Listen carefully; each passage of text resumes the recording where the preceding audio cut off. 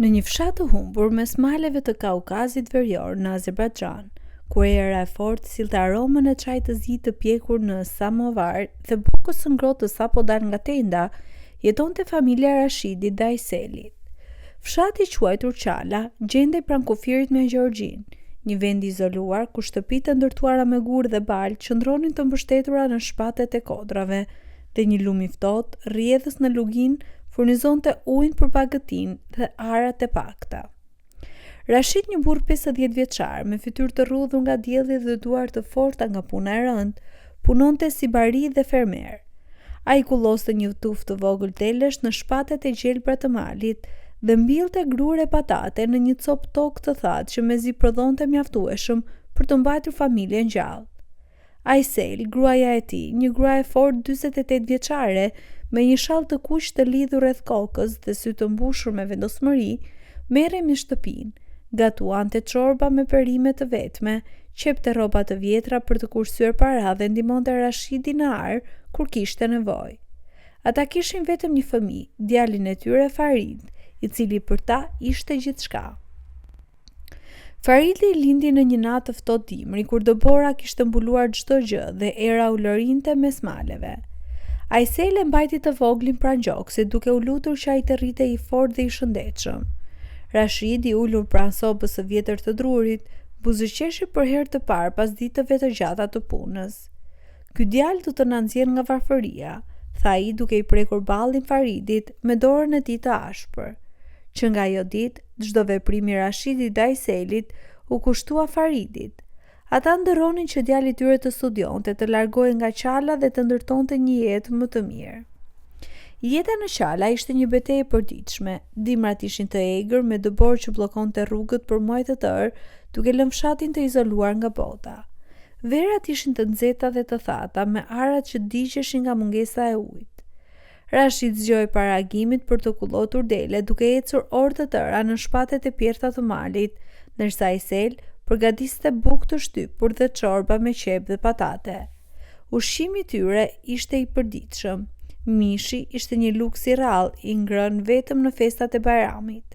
Shtëpia e tyre ishte një ndërtesë e vogël me një dhomë të vetme dhe një xhak që nxirrte tym. Kishte mure të çara dhe një çati që pikonte kur binte shi. Por Aisel e mbante shtëpinë të pastër, me një tapet të vjetër të trashëguar nga gjyshja e saj dhe një tryezë të vogël ku familja mblidhej çdo mbrëmje.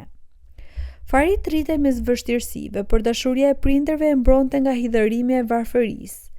Kur ai ishte 6 vjeç, luante pranë lumit, duke ndërtuar ura të vogla me gur dhe duke ndërruar se një ditë do të ndërtonte ura të vërteta në qytete të mëdha. Aiseli tregonte histori për heronjtë e Azerbajxhanit, për poetin Nizami dhe për detin Kaspik, që shkëlqente si një xhevair. Rashid, ndonse i lodhur nga puna, i mësonte Faridit si të kujdesej për dele dhe se të mbillte farat në tokë. "Ti do të jesh më i mirë se ne", i thoshte ai duke e përqafuar fort.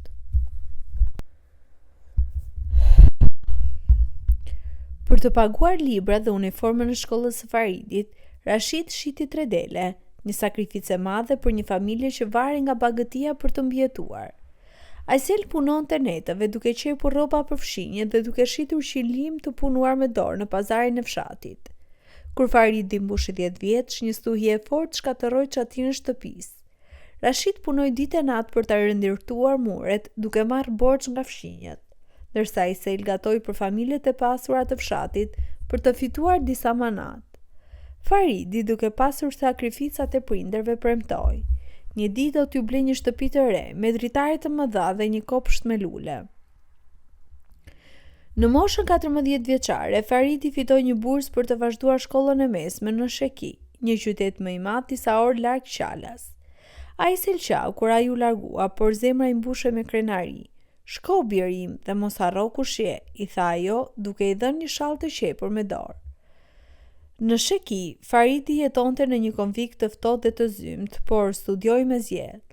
Ai ecste çdo ditë nëpër rrugët me kaldrëm të qytetit, duke mësuar matematikën, historinë dhe gjuhën ruse dhe ndërronte për një të ardhme në Baku, kryeqytetin e shkëlqyer të Azerbajxhanit.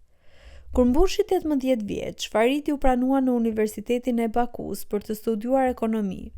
Rashid dhe Aysel, të lumtur si kur më parë, shitën copën e fundit të tokës për të paguar udhëtimin dhe shpenzimet e tij të para. Mos na harro Farid, i tha Rashidi me zë të dridhur, duke përqafuar teksa autobusi nisej për Baku. Farid i premtoi se do të kthehej shpesh dhe do t'i ndihmonte.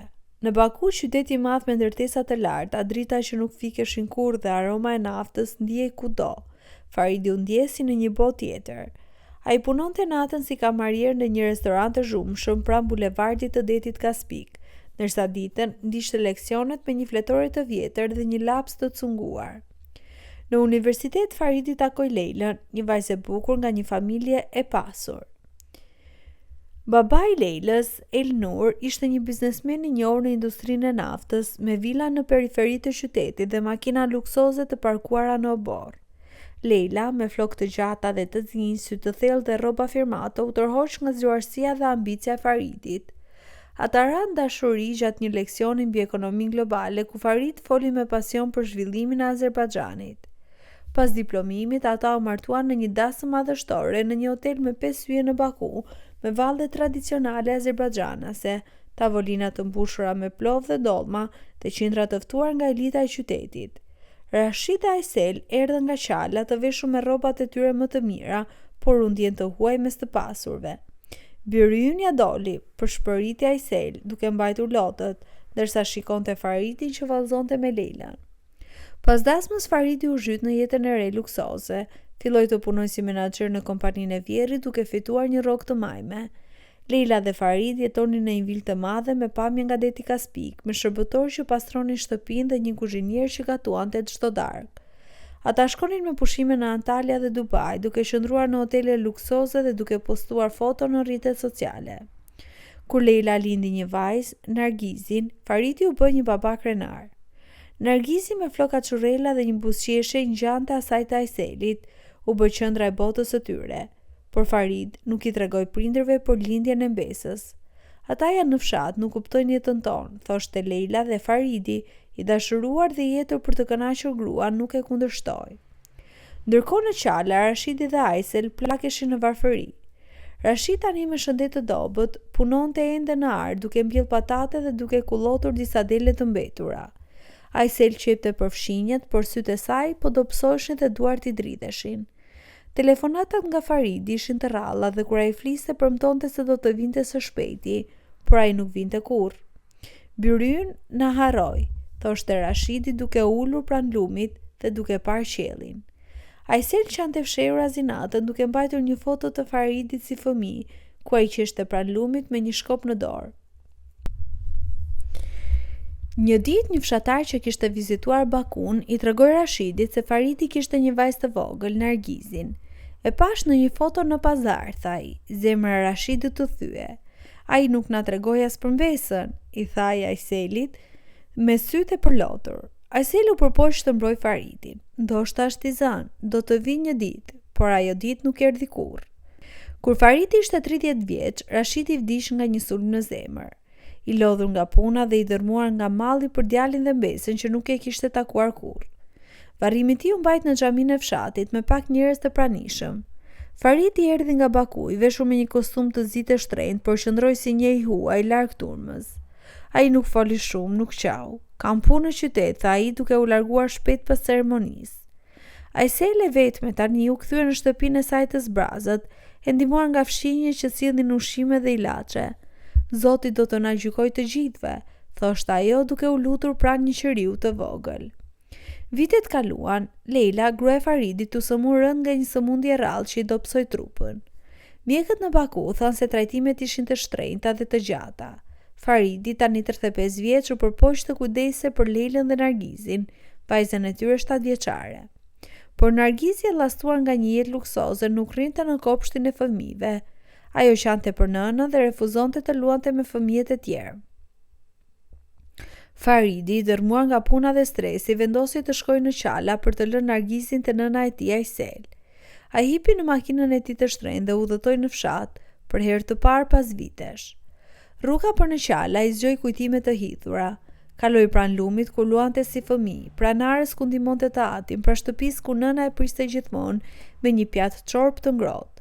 Kur mbërriti, trokiti në derën e shtëpisë së vjetër, tani edhe më e rënuar. Aysel me flok të thinjur dhe një shamit të zbeu rreth kokës hapi derën.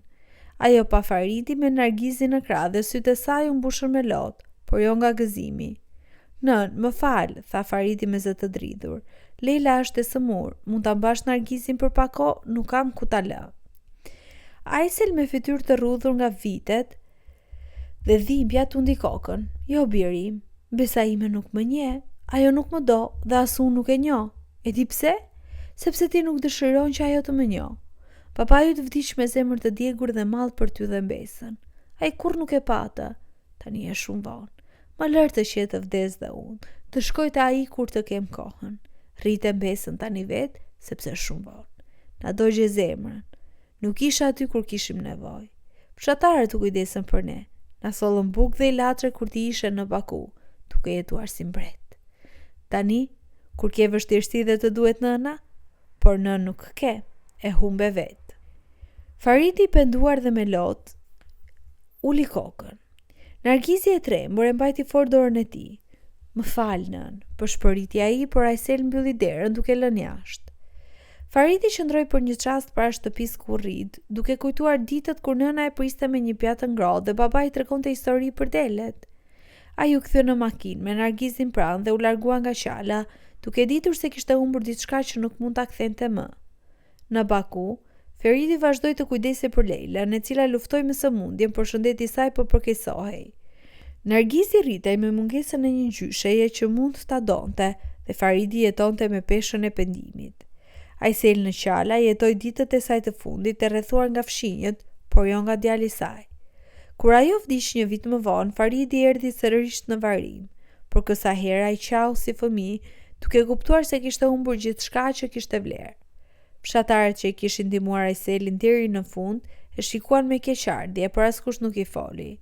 Faridi u kthye në Baku, duke rritur Nargizin, i vetëm, me një zemër të thyer dhe një mësim të hidhur.